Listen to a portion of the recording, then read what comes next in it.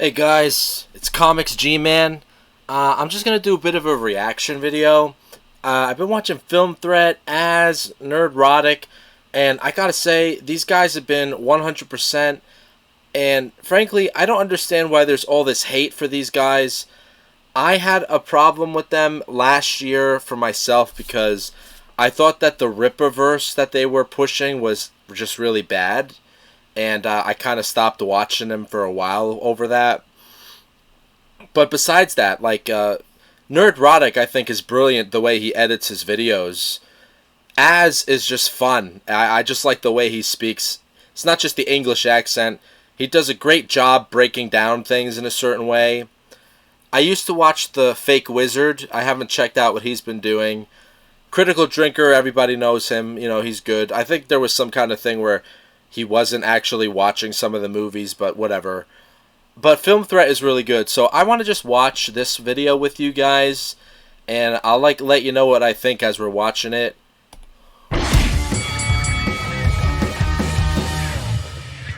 Supergirl stinks. Why does Hollywood keep failing female superheroes?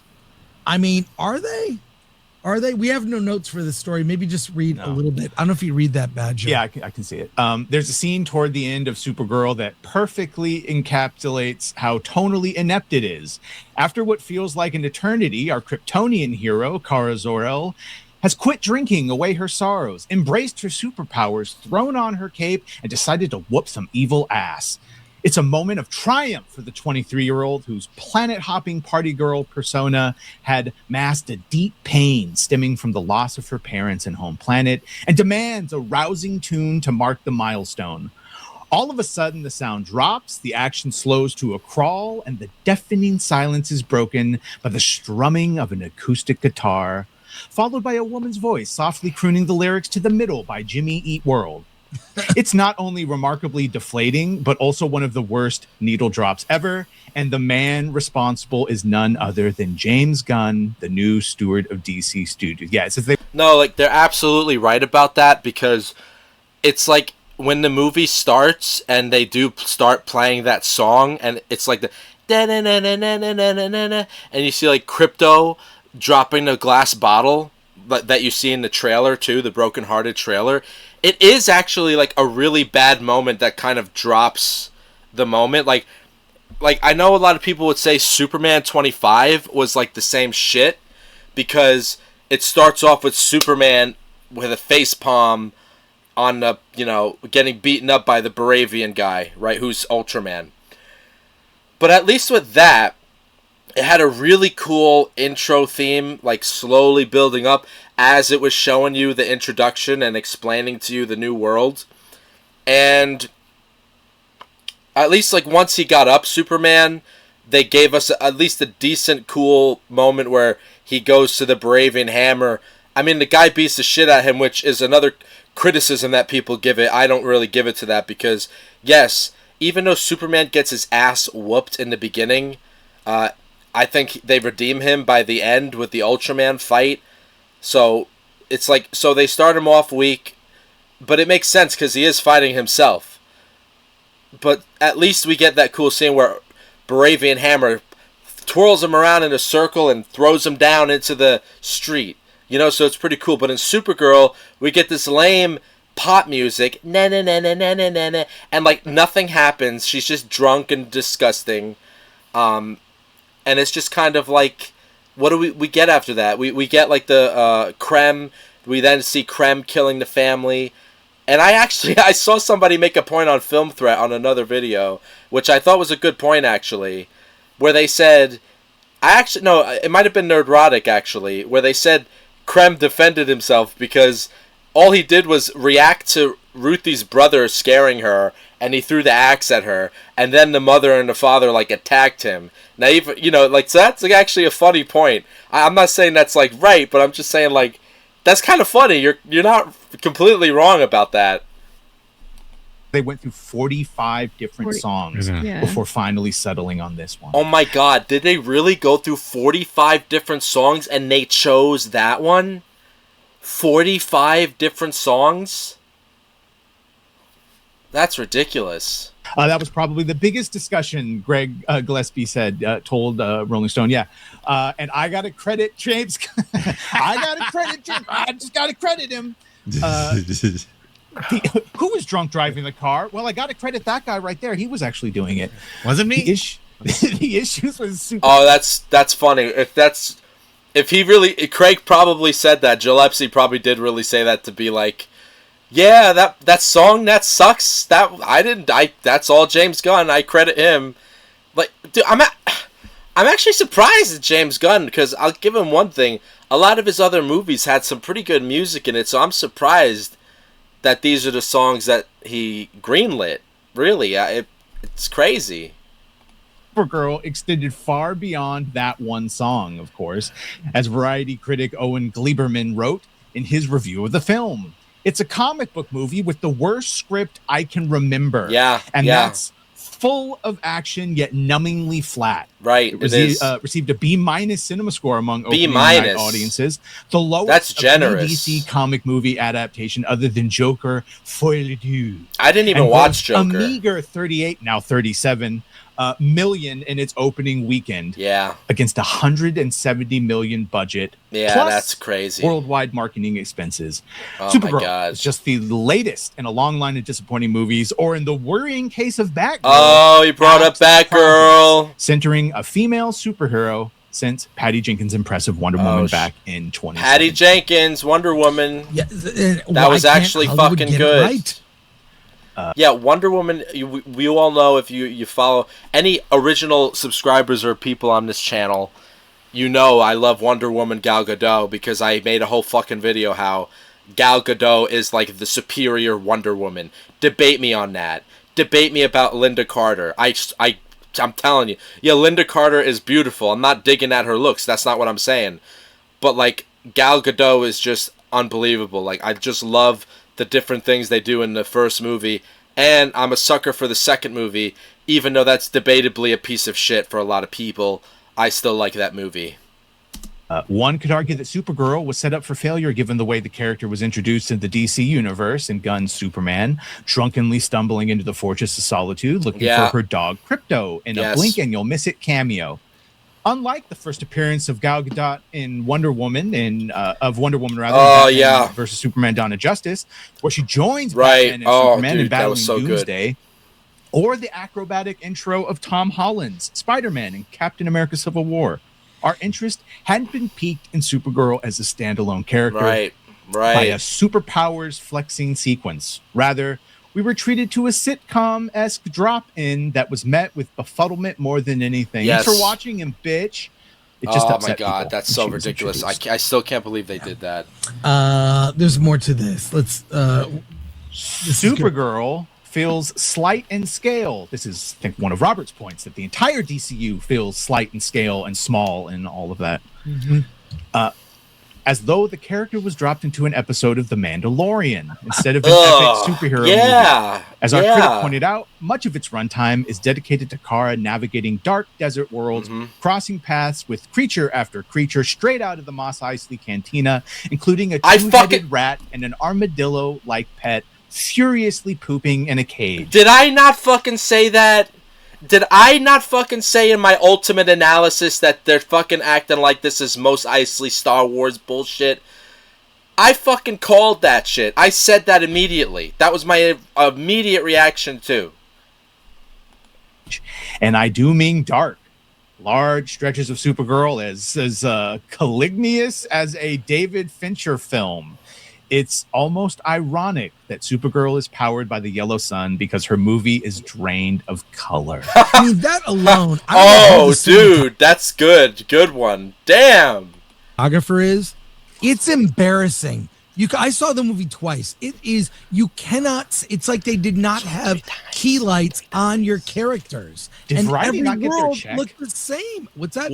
Did Variety not get their check? Because they didn't. No, they didn't. They're not pulling punches. That's what I'm saying. DC didn't send them their checks. On Gunn, right? And this is really, if you look at Gunn's career, you could debate films you like, didn't like.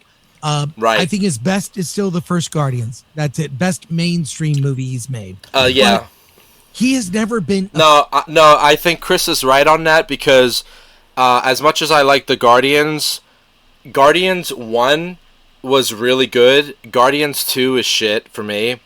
And Guardians 3, you know, honestly, I liked it when I saw it, but I couldn't have liked it that much because I haven't rewatched Guardians 3 since I saw it in theaters that long ago. Like, Guardians 1 I've revisited multiple times. Guardians 2 I probably watched twice, 3 times. I don't like it that much. I don't like it at all. But Guardians 3, I guess it wasn't that great because I haven't really went back to it. But Suicide Squad, all know I like Suicide Squad. I think that's actually good. Affiliated with a failure. This is his first. So and you can't remove him from this movie either. That's the weird thing where it's supposed to be a Craig Gillespie movie and all this stuff, and he says that Gunn controlled the song and whatever, but it feels like Gunn controlled 99% of this movie, and it just kind of feels like I said it the other day. It's like it feels like the worst James Gunn movie ever that wasn't made by James Gunn, because it's even like some of the script feels like it was inspired by him, and Anna was just kind of trying to mimic some of what he had done before. It's bad. I get what people are trying to say about it being like his Guardians movies, but I mean, to me, it's like so bad, a lot of it doesn't even feel like a Guardians movie because of how dark it is. It just feels like blah. Like, it feels mush. I don't know, dude. I think saying it's like Guardians is actually being generous. See how he's going to make it out of the other side of this, like especially with the Paramount takeover. Well, I also didn't understand the musical identity of this film. Right. The bizarre score they went through. The third composer. One of the Claudia great things. Sarn. One of the great things about the Superman franchise has always been music. I mean, whether it's Hans Zimmer's "Dun-dun," 2 notes established Superman, and then you had John Williams' Superman March. Right. This guy talking right now, Robert. I don't know his last name, but I was watching another video they put out yesterday or last night, and he was talking about like his thoughts on it. Like this guy Robert down here, like, dude, we're on the same wavelength because he was talking about like everything about. Why he likes DC Comics, and like this guy knows his stuff. So he's another fellow comic book guy. So he knows his shit. He's not just a movie critic. So like he's saying the same stuff that I'm saying here, and here he is. It sounds like he's criticizing the music the way I was criticizing it about, the comparison between Superman. So I listened to what he has to say. I'm pretty sure it's going to be as good as I think. And there's no. I kept waiting for a Supergirl theme. Right. Is she gonna have a theme? Right. And then the music drops, the needle drops. In Guardians, it makes sense because it's the music his mother gave to Peter. Yes. Right before she died. Yes. Thank you. And that's why he's got a tape, and we're hearing his. Which gives the music that they use in Guardians much more depth than the music that they use in Supergirl. Yes, this guy is 100%. Mixtape throughout the movies. Why are there needle drops here? She's not on Earth. It's for TikTok. I know, and it doesn't work. Why were they singing "Dancing Cheek to Cheek" and the alien fucking? I literally didn't think of that. That of TikTok being like a thing for a movie. That's probably fucking true. They're probably trying to do something for TikTok stuff to get more. Oh my god, that explains a lot too. I know. I have no idea, dude. How did that music even get to the alien planet? Oh yeah, we're in. I really think Craig Gillespie was the wrong director. Totally fine. To me, it sounds like saying, Richard. It seems like that maybe heroism is maybe interpreted as a masculine trait, and that you can't apply heroism to females, but that's not crazy. Realizing that heroism is non-gender.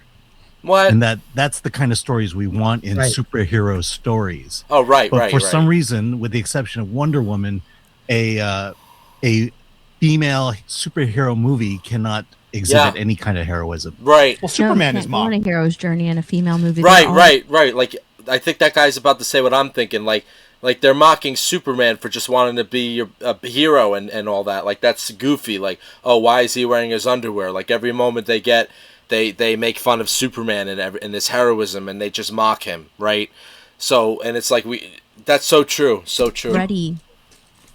Perfect the way Superman they is are. mocked for being a hero. They don't like heroes. Kindness may be the punk rock that they keep saying, but they sure don't like actual Well, you have to heroes. undermine it. They undermined it the whole time. Superman. Yeah, don't fucking get me started on the punk rock shit. If you watch my Ultimate Analysis, I'm right with you there. Like this punk rock bullshit marketing ploy. Oh, it's one of the cringiest, dumbest things ever created to market a movie. I swear to God. Superman should be this heroic character that everybody loves, but they keep undermining him, making this weak person who is the butt of everyone's jokes. Why is he wearing his underwear? Right. Exactly. You want to keep reading? Badger will finish the article. Yeah. Despite the best efforts of Alcock in the title role and Eve Ridley as Ruthie Marnol, a young girl out to avenge the killing of her noble and innocent family at the hands of a band of... Okay, legit, guys, legit. This is gonna sound fucking crazy, but I watched the movie a third time. Don't tell anybody. But anyway, I'm gonna have to say that the actress who played Ruthie, she actually is not bad. And what I mean by that is the script is still terrible, like absolutely atrocious, because the lines that they did keep from the Tom King book are still absolutely atrocious. But for the most part, the actress who played Ruthie, while bland in a lot of scenes, there were some moments where I'm like, no, it's not the actress, because she's obviously just doing, the role that they gave her. They want her to be bland. But if they really allowed her to be more expressive, to be more emotional, like when her parents died, like this, I don't know her name, but this woman here, she actually brought up that point in another video that when Krem murdered her entire family, Ruthie just stood there like frozen, but like it was like expressionless, and that's so true. And she said it would have been much more believable if she was like breaking down as it was happening and freaking out, shaking, anything but what they did. But clearly the director and whoever was in charge of that wanted her to act like this stoic, bland, boring person. So, yeah, absolutely. But, it goes back... I'll even talk about this in another video, but we'll just go back to this. Human trafficking space pirates, known as the Brigands, they are let down by Anna Nogueira's mess of a script. And now everyone is remembering Gunn saying they wouldn't shoot unless the script was solid. Yeah. Which fails to illuminate what drives its character and provides context through thinly rendered, momentum-killing flashbacks, such as the destruction of Krypton. Which I didn't mind out of the whole film. Those were not so bad. Why are the Brigands led by Krim of the Yellow Hills? A pin-faced, ponytailed Matthias, Schoenaerts. He tried. Trafficking little girls who they... Yeah, no thing at Matthias Schoenaerts. He did the best he could, but I mean, he couldn't even save it. I don't think any actor could have made that role good the way they wrote Krem. They call the brides. That we are not privy to any of their backstory other than a throwaway line about repopulating a planet makes the human trafficking subplot seem like a cheap knockoff of Mad Max Fury Road. Yeah. Jesus. The whole thing was a cheap knockoff of Mad Max. Yeah. I can't wait for her to screw up Wonder Woman. Do you want to... Dude. No, I can wait. I don't want to see it. I don't even want to know what they're going to do with Wonder Woman. In fact, I completely hope that they don't do Wonder Woman if they're going to be doing it with the same people here. I don't want to know what they're going to do with her at all at this point. I saw a weird quote from James the other day saying, and it just kind of seemed random, is James said he was trying to protect Anna Nogueira. Now, I don't even know exactly what he meant by that. Like, protect her from what? Protect Anna from what? I mean, she's just a script writer. Like, what is she in danger of? Getting fired? Like, because he's talking about the writers of these different movies, and he talks about this, and he talks about Clayface, and in that statement, he literally says, and Anna Nogueira is writing this, and I'm very committed to her, and I'm protecting her. I'm like, what does that even He's protecting mean? her feelings from criticism. Right. I guess, Right. Yeah, that makes sense. But why? She has one short film script credit. Yes, I have more experience as a.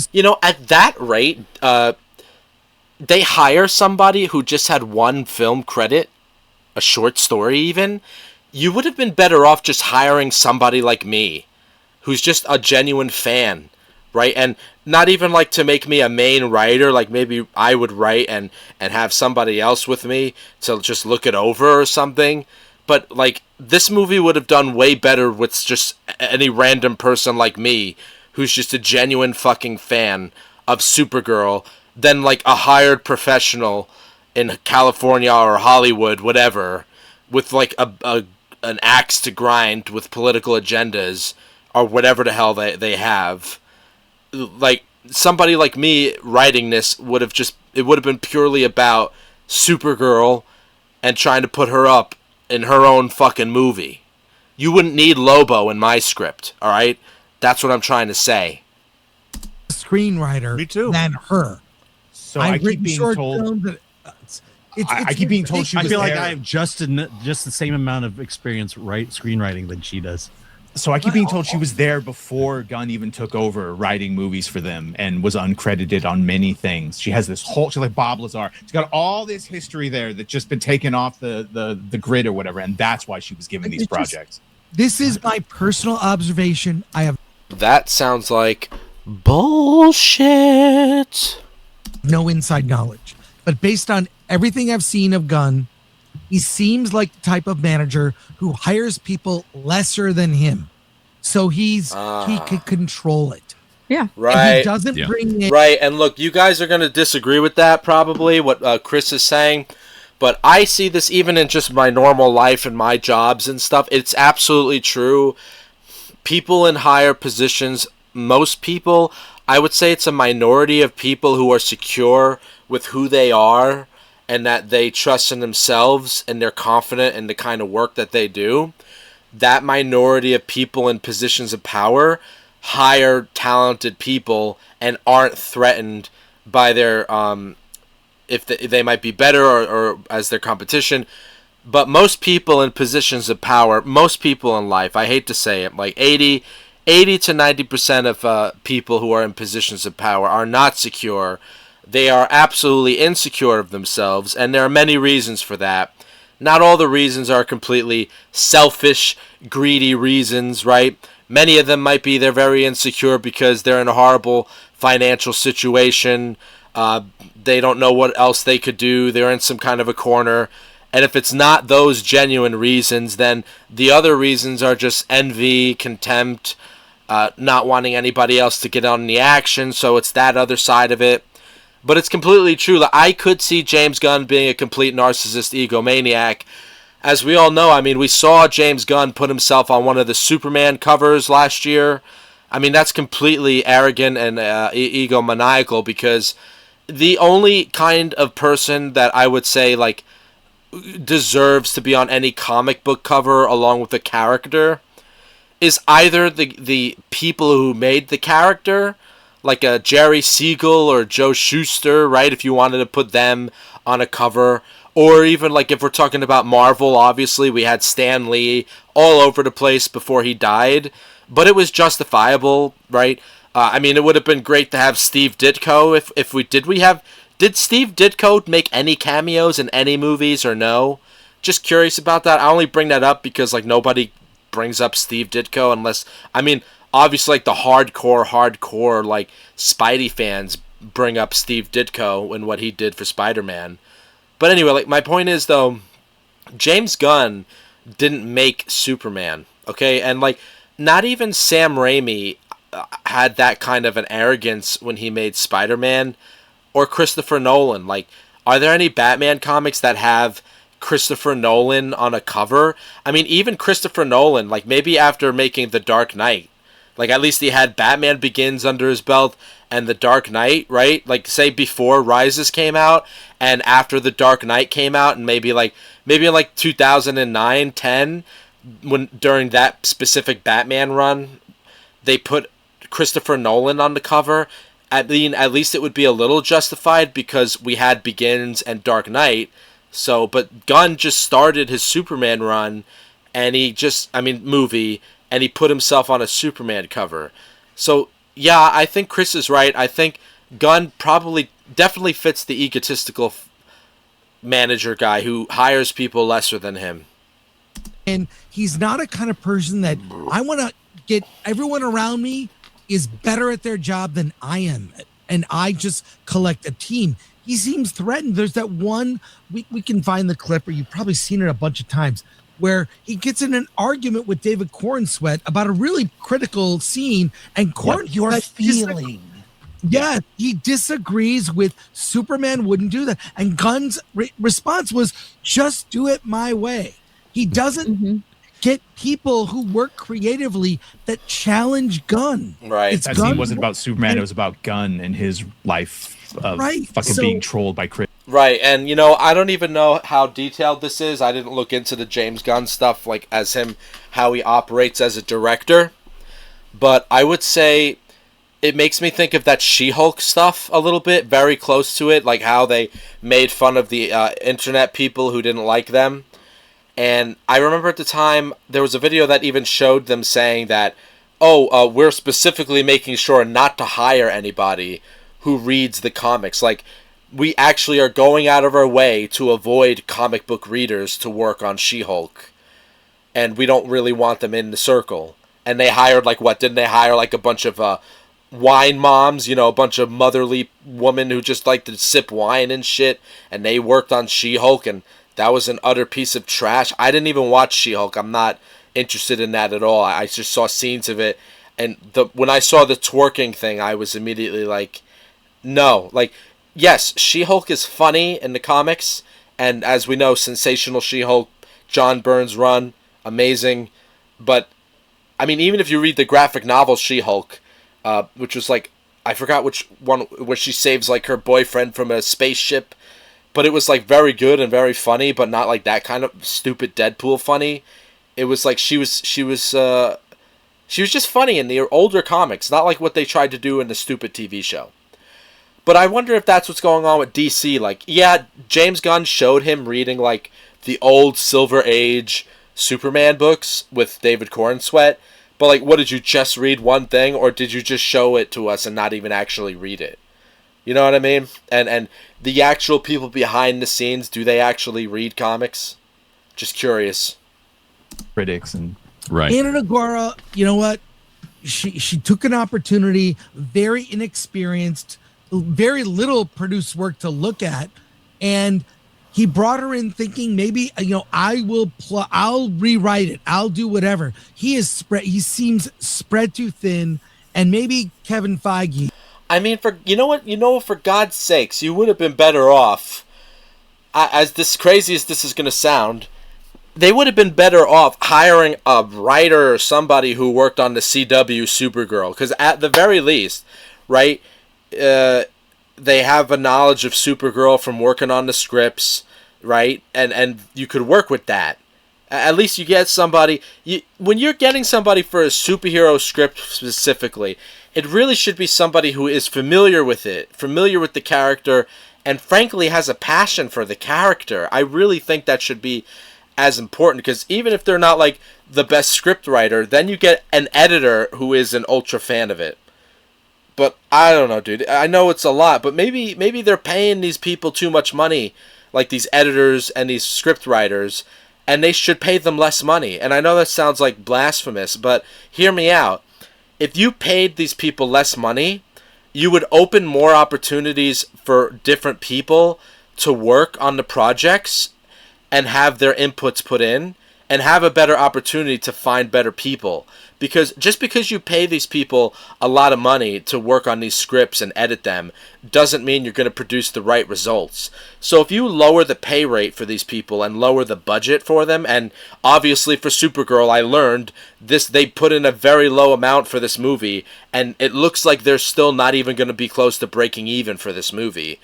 But even if though, so maybe you have two writers that work together on it. One might not be a Supergirl fan, but at least you should have somebody there who is a Supergirl fan to collab with this person.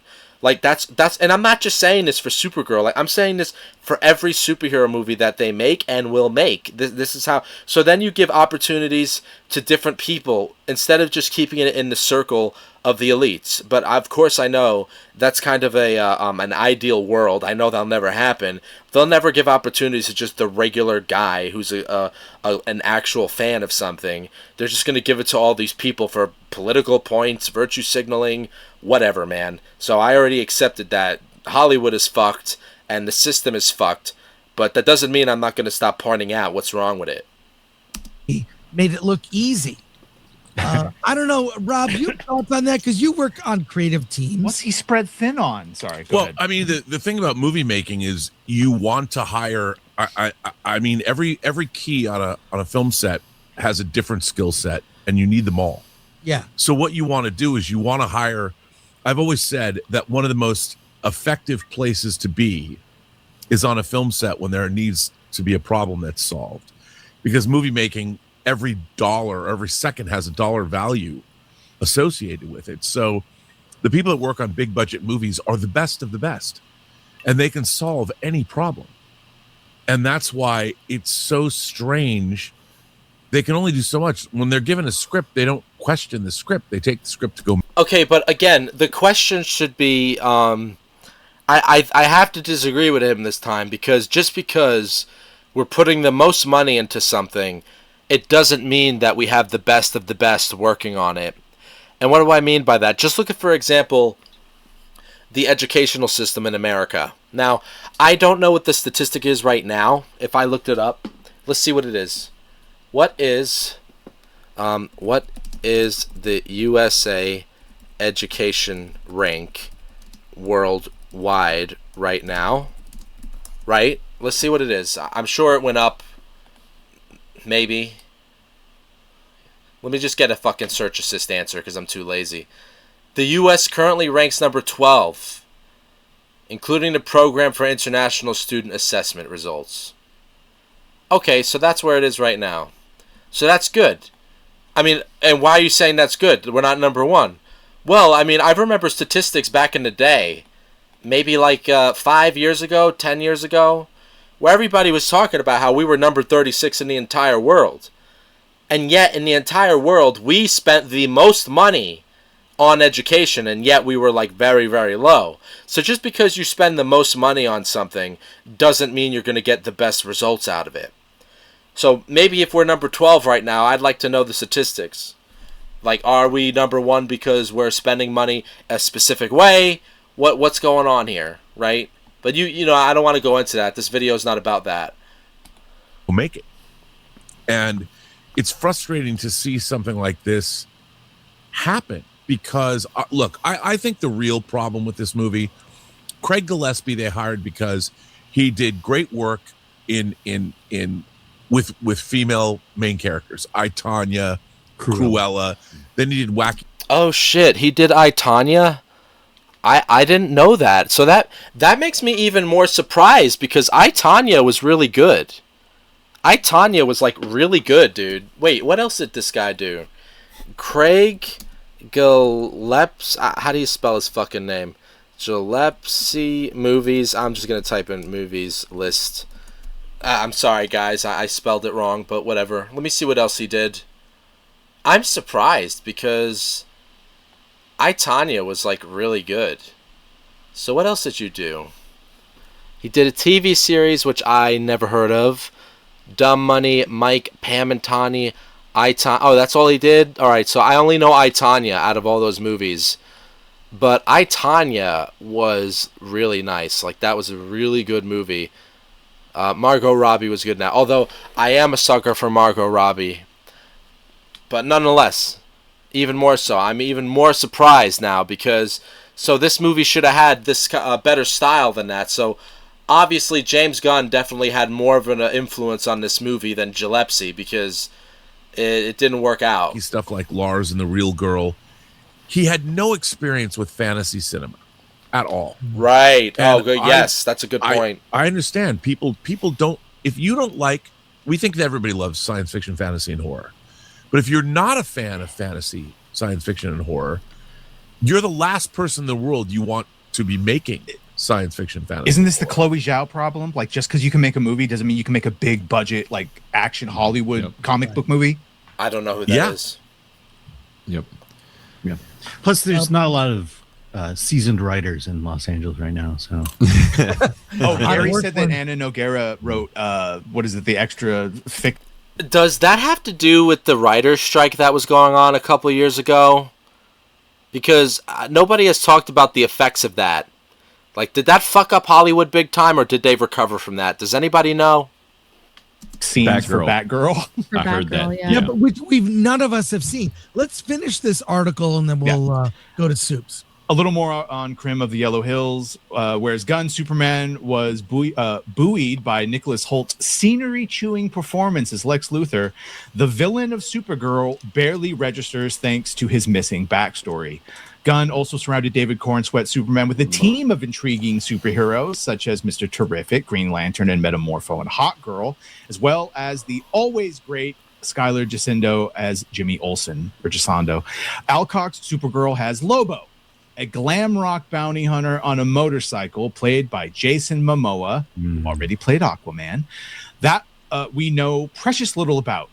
Her cousin, Cornsweet Superman, who mostly pops up on video calls or in flashbacks. Ridley Knoll and her poison dog. Oh, and Seth Rogen voices a miniature alien in a couple of scenes. These aren't exactly the Guardians of the Galaxy. All right, yeah, right. Exactly. As for the lame Krypton flashbacks, a big reason why Wonder Woman was so effective, and Black Panther Wakanda Forever for that matter, is because it's rich in context. We bear witness to the glory of Themyscira, Diana's home planet of Amaz. I think he meant island. And the mentoring and guidance bestowed on her by her mother, Queen Hippolyta, and her warrior sister, and Robin Wright. We understand that the world that shaped Diana and her calling as Wonder Woman. In Supergirl, we're treated to subtitled scenes of her mother and her father telling her to be. You know, honestly, if you were to ask me, were the subtitle scenes necessary?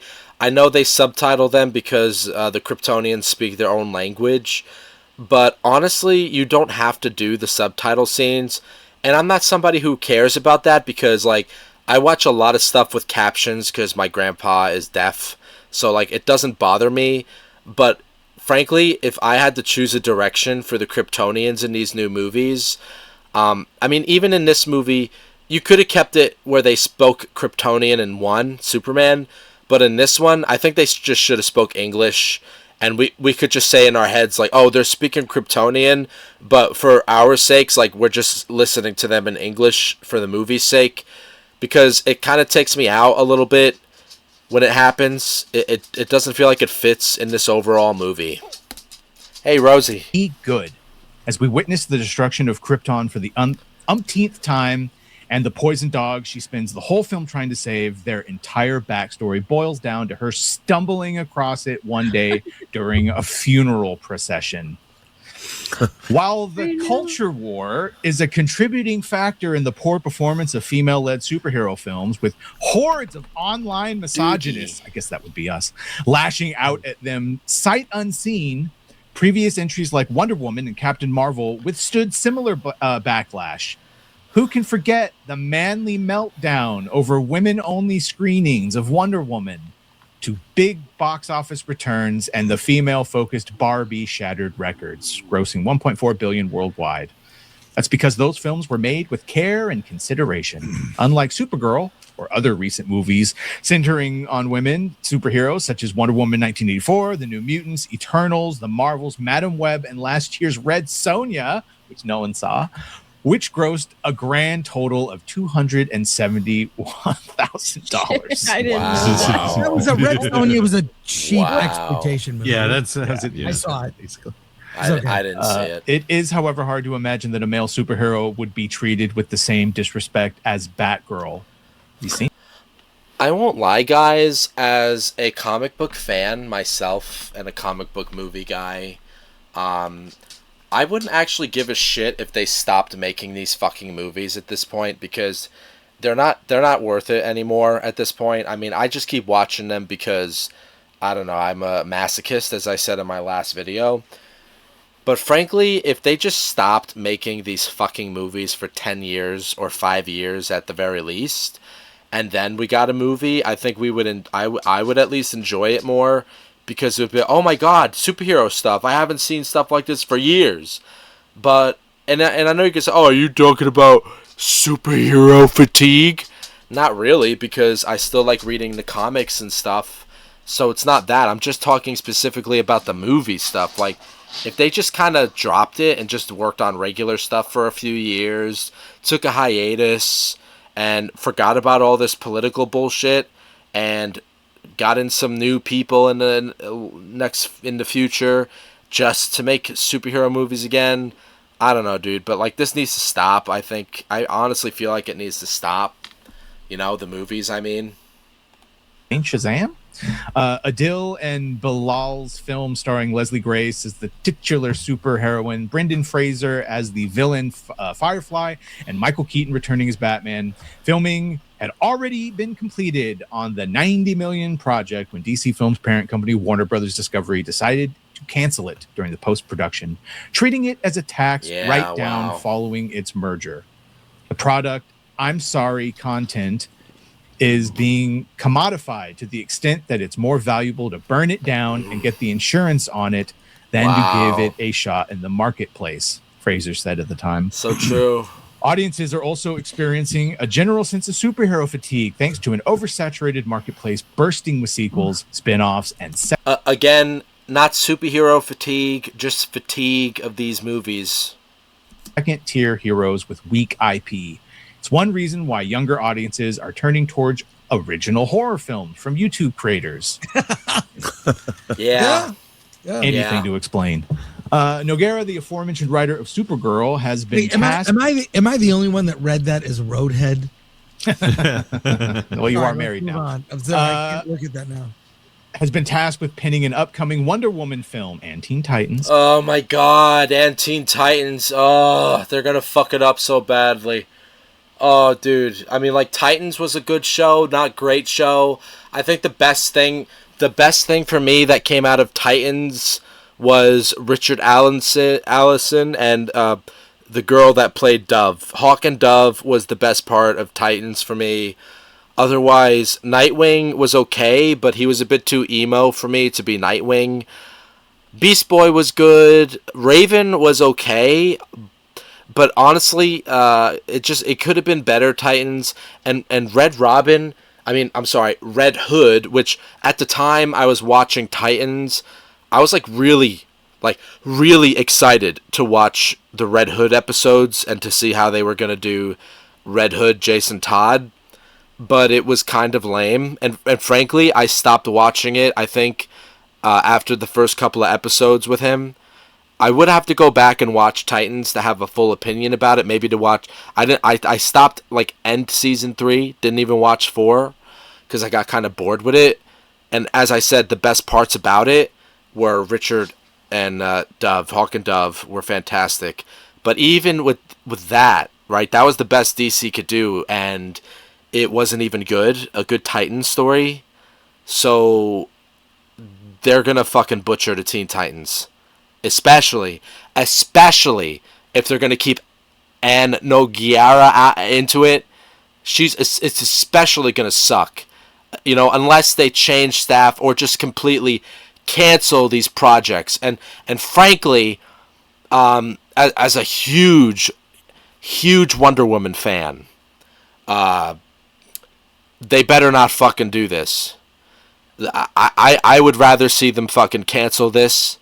I'd rather see them fucking not make another Wonder Woman movie for another 5 years, if that's what it takes, than to see James Gunn and Noguera write a Wonder Woman movie. After what they did to Supergirl, I don't want to know what they have planned for Wonder Woman or anything else at this point. For Gunn and DC Studios, though, future projects are all up in the air given Paramount's Skydance's pending takeover of Warner Brothers. That is the only standalone female superhero project currently in production. Over the years, several female heroes and villains have deserved their own spin-off films, from Michelle Pfeiffer's Catwoman and Jennifer Lawrence's Mystique to Tessa Thompson's Valkyrie. I wouldn't care to see either of that. I wouldn't care to see a Jennifer Lawrence Mystique movie or a Michelle Pfeiffer Catwoman movie. Why would we even do that? She's too old for that now. And Tessa Thompson's Valkyrie, was that the character in Thor that took over and he let her become the leader or whatever in the Marvel ones? No, I wouldn't care to see any of those movies that they just said. No digs at Michelle Pfeiffer, though. That would have made money. And there are a number of other appealing female comic book heroes who could feature in big screen adaptations. Like, Vixen, Cindy Moon, Silk, Tank Girl, blah, blah, blah. Perhaps Marvel's upcoming X-Men reboot will inspire a long-awaited Storm movie. Whatever happens. No, we don't need any of that. If you can't do Supergirl right, you're not going to do any of those ones right. And frankly, I don't even care about half of those characters that they just named. So no, we don't need any of that. Happens, they should heed the lessons learned from Supergirl on what not to do. But they never do.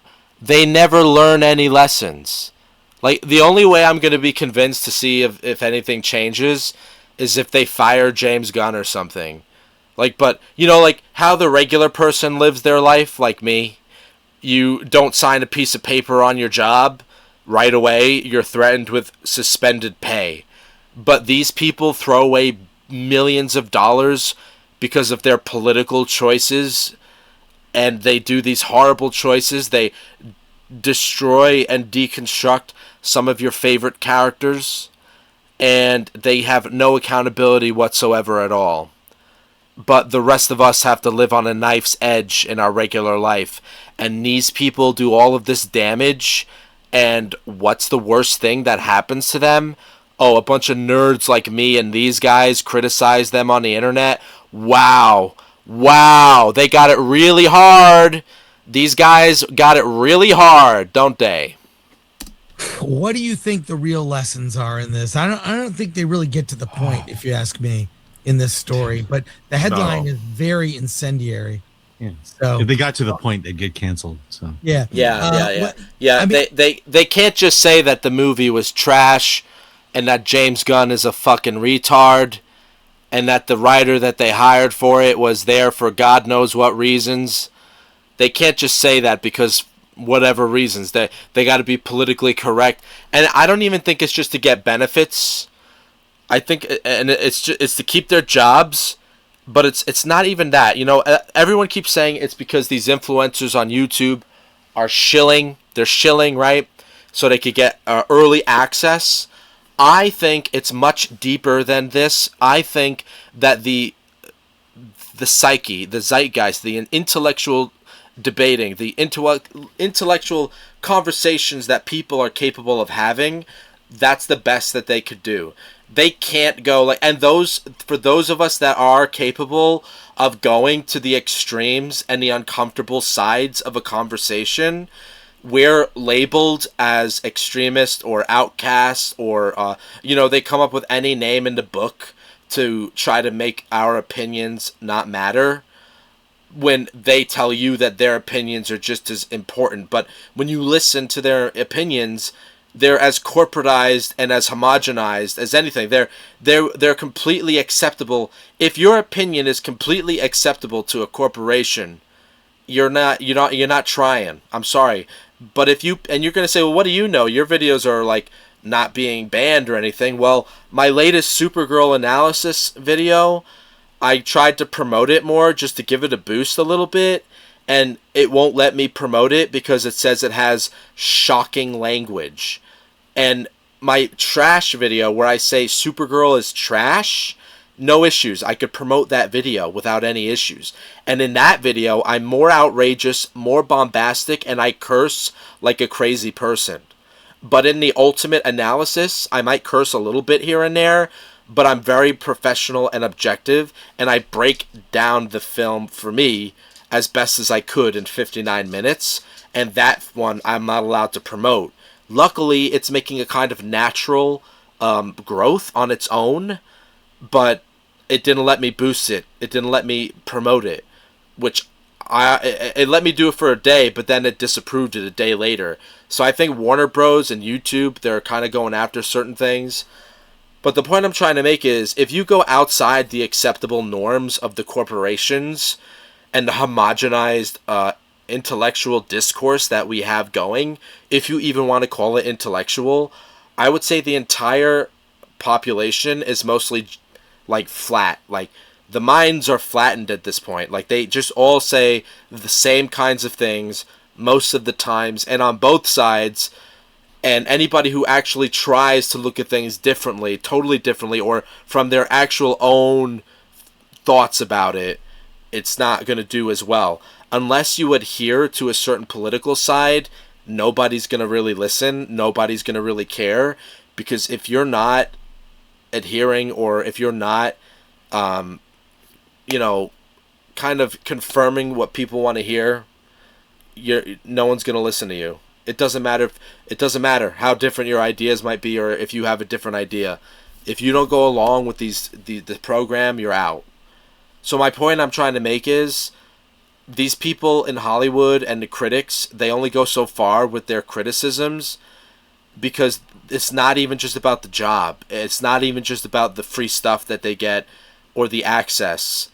It's literally like in their minds. Like it's like the control is in your mind. And it even controls your speech and your instinctual process. That's what's going on in America, in my opinion. So I'll just finish this. I just think that it doesn't sell. Like the kind of, if you want women to show up for a movie, make The Devil Wears Prada 2. Make Barbie. Yeah. Make movies like that. Like, yeah. Right. Not the superhero. Or if you do make Supergirl, just make it towards the audience that mostly showed up, which were the men. So make it for a movie that men are going to like. Make Supergirl sexy, right? Make her look like the Sophie Campbell version that I like a lot, which I don't have it on me right now. But you know how that is designed. You could see her stomach a bit, and she's got a skirt, right? They got some of that in the movie. But, like, make it more for the men. I'm sorry. I don't give a shit what you people on the left say about objectifying women.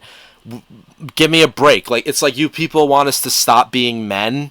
You want us to stop having our interests and to stop being interested in certain feminine qualities that we find attractive. And it doesn't mean that we put our expectations so high on every woman in real life. But in terms of fantasy and art, like, we like to kind of go a little extreme because it's fun. You could do that. That's the point of fantasy, right? Fantasy, but I guess people can't get that into their heads. So, let's go. Female-led superhero. Those are male fans mostly. Yeah. Right. Make it for men, and everyone will go watch it. I just fucking said that. I just fucking said that. I didn't watch this before I made this recording. I'm watching it as I'm talking, and I'm just reacting as I go. I literally just fucking said that. Mm-hmm. Are you saying don't take a boys brand and make it a girls brand? Right. Yes, that's what I've been saying. Right. Interesting. All right, so I think that's good enough, guys. Thanks for watching. Like and subscribe. Let me know what you think in the comments.